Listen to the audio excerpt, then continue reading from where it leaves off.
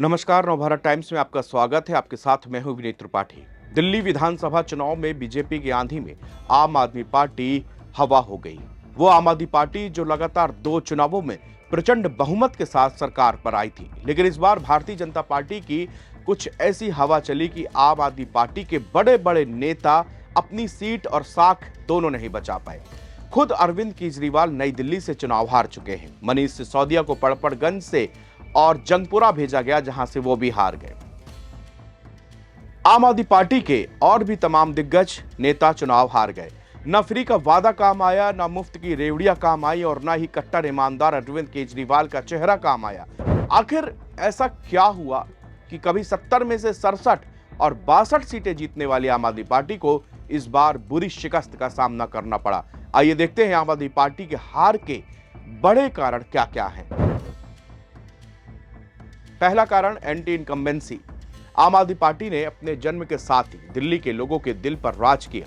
2013 के अपने पहले चुनाव में वो बीजेपी के बाद दूसरे नंबर पर रही, लेकिन त्रिशंकु विधानसभा में उसने कांग्रेस से हाथ मिला ली, जिसके कथित भ्रष्टाचार के विरोध में राजनीति शुरू की थी। खैर, कांग्रेस के साथ गठबंधन वाली आम आदमी पार्टी की वो सरकार 2 महीने भी नहीं टिकी।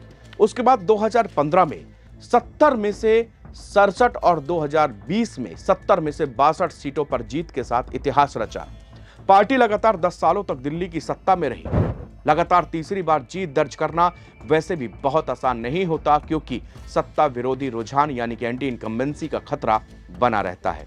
आम आदमी पार्टी को भी इस फैक्टर का नुकसान उठाना पड़ा। दूसरा कारण जो सामने आया वो है करप्शन का दाग। अब इसे विडंबना ही कहेंगे कि जिस पार्टी ने भ्रष्टाचार विरोधी आंदोलन से जन्म लिया, सत्ता में आने पर वह भी अपने दामन को करप्शन की कालिक से बचा नहीं पाई। खुद को कट्टर ईमानदार कहने वाले अरविंद केजरीवाल को करप्शन का दाग भारी पड़ा। भ्रष्टाचार के आरोपों में उन्हें खुद जेल जाना पड़ा। मनीष सिसोदिया को जेल जाना पड़ा, सत्येंद्र जैन को भी जेल जाना पड़ा।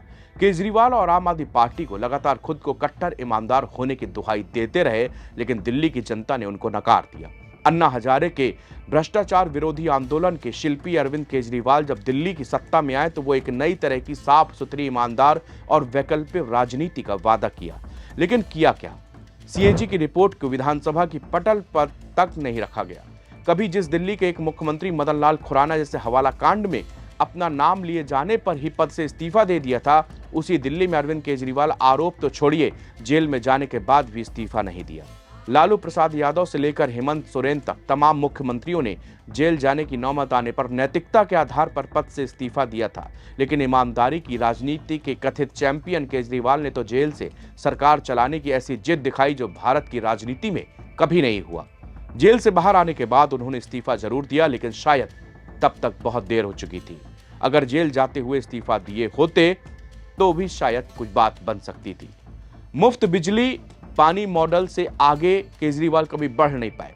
अरविंद केजरीवाल की लीडरशिप में आम आदमी पार्टी ने पहली बार सत्ता में आने के बाद मुफ्त बिजली पानी वाला मॉडल पेश किया। सरकारी स्कूलों और अस्पतालों की दशा में भी सुधार का दावा किया। सुधार हुए भी, लेकिन उतने भी नहीं जितना आम आदमी पार्टी इसका ढिंढोरा पीटती रही। इस मॉडल की बदौलत 2 बार सरकार भी बनाई, लेकिन पार्टी इससे आगे नहीं बढ़ पाई। हर नाकामी का ठीकरा दूसरे पर फोड़ने का चलन चलाया। सड़कें बदहाल रहीं, जगह जगह गंदगी का अंबार रहा। निगम चुनाव में जीत के बाद साफ सफाई की जिम्मेदारी से भाग भी नहीं सकते थे। यमुना को साफ करने पर हजारों करोड़ रुपए खर्च किए गए, लेकिन पानी आचमन तो छोड़िए, नहाने लायक भी नहीं रहा। ये सब चीजें आम आदमी पार्टी के खिलाफ जाती रही। चौथा कारण फ्रीबीज पॉलिटिक्स में केजरीवाल को मिला तगड़ा कंपटीशन। दूसरी तरफ विरोधियों ने भी केजरीवाल के खिलाफ उसी हथियार का इस्तेमाल किया जो कभी उनकी ताकत थी। यह हथियार था मुफ्त वाली योजनाओं का, जिन्हें राजनीति में फ्रीबीज या मुफ्त की रेवड़ियां भी कहा जाता है। केजरीवाल की फ्रीबीज पॉलिटिक्स को मुफ्त की रेवड़ियां बताकर और देश के लिए घातक बताकर खारिज करने वाले प्रधानमंत्री नरेंद्र मोदी और बीजेपी भी इस होड़ में कूद पड़ी। बीजेपी ने भी महिलाओं को हर महीने 2500 रुपए, त्योहारों पर मुफ्त सिलेंडर, बुजुर्गों के लिए बढ़ी हुई पेंशन, मुफ्त इलाज जैसे लोक लुभावन वादे किए। साथ में यह भी कि आम आदमी पार्टी की सरकार की तरफ से चलाई जा रही मुफ्त वाली योजनाओं को भी जारी रखेंगे। इस चुनाव से पहले तक बीजेपी दिल्ली में मुफ्त की रेवड़ियों का विरोध किया था, लेकिन इस बार उसने केजरीवाल के ही हथियार से केजरीवाल को हिम्मत दे दी। ये बात दीगर है कि फ्रीबीज पॉलिटिक्स से दिल्ली की इकोनॉमी को कचूमर निकलता है, सत्ता तो खैर आ ही गई। पांचवा बड़ा कारण है केंद्रीय बजट। दिल्ली में आम आदमी पार्टी की हार के कारणों में केंद्रीय बजट को भी गिना जा रहा है। चुनाव से ठीक पहले जिस तरह बजट में मध्यम वर्ग को बड़ी सौगात दी गई, 12 लाख रुपए तक की आमदनी, और वेतन भोगियों के मामले में तो 12.75 लाख रुपए तक की सालाना आमदनी को इनकम टैक्स से मुक्त करने का जो ऐलान हुआ, उसका सीधा लाभ बीजेपी को दिल्ली चुनाव में मिला है। अरविंद केजरीवाल की गैर जिम्मेदार राजनीति पे इस पे एक बड़ा रोल है। अरविंद केजरीवाल ने सियासत में कदम रखते ही अलग तरह की राजनीति के नाम पर बिना किसी सबूत या आधार के बाकी सभी पार्टियों और उनके नेताओं को थोक के भाव में चोर बेईमान का सर्टिफिकेट बांटना शुरू किया। यह सिलसिला तब खत्म हुआ जब उन्हें नितिन गडकरी, कपिल सिब्बल, अवतार सिंह भड़ाना जैसे तमाम नेताओं ने अदालतों में माफी मंगवा ली। खैर, इन सबका उन्हें राजनीतिक नुकसान नहीं उठाना पड़ा। बस ये फर्क पड़ा कि हर विरोधी नेता को चोर बताने की उनकी आदत छूट गई। लेकिन इस बार दिल्ली के चुनाव में अरविंद केजरीवाल ने गैर जिम्मेदार राजनीति की सारी सीमाएं लांघ दी। उन्होंने सीधे सीधे हरियाणा की बीजेपी सरकार पर यमुना के पानी में जहर डालने और नरसंहार की साजिश का गंभीर आरोप लगाया। जब चुनाव आयोग का नोटिस पहुंचा तो उनकी भाषा बदल गई और कहने लगे वह तो यमुना के पानी में बढ़े हुए अमोनिया के स्तर की बात कर रहे थे। खैर, जनता सब समझती है और अब ये बात शायद केजरीवाल को भी समझ आ गई होगी। अजय होने का दंभ भी केजरीवाल के सिर चढ़कर बोल रहा था। दिल्ली में आम आदमी पार्टी की हार का एक बड़ा कारण खुद को अजय होने का दंभ भी रहा। इसी दंभ में पार्टी ने गठबंधन के लिए बढ़ाए गए हाथ को झटक दिया। अब कांग्रेस की प्रवक्ता सुप्रिया श्रीनेत कह रही कि उनकी पार्टी ने गठबंधन का प्रस्ताव दिया था, लेकिन आपने ठुकरा दिया। अरविंद केजरीवाल का दंभ बार बार दिखा। विधानसभा में उनका वो अट्टहास कश्मीरी पंडितों के नरसंहार पर बनी एक फिल्मों को प्रोपेगेंडा बताते हुए यूट्यूब पर रिलीज कर दो का तंज भी उनके खुद के अजय होने के दंभ का ही परिचायक था।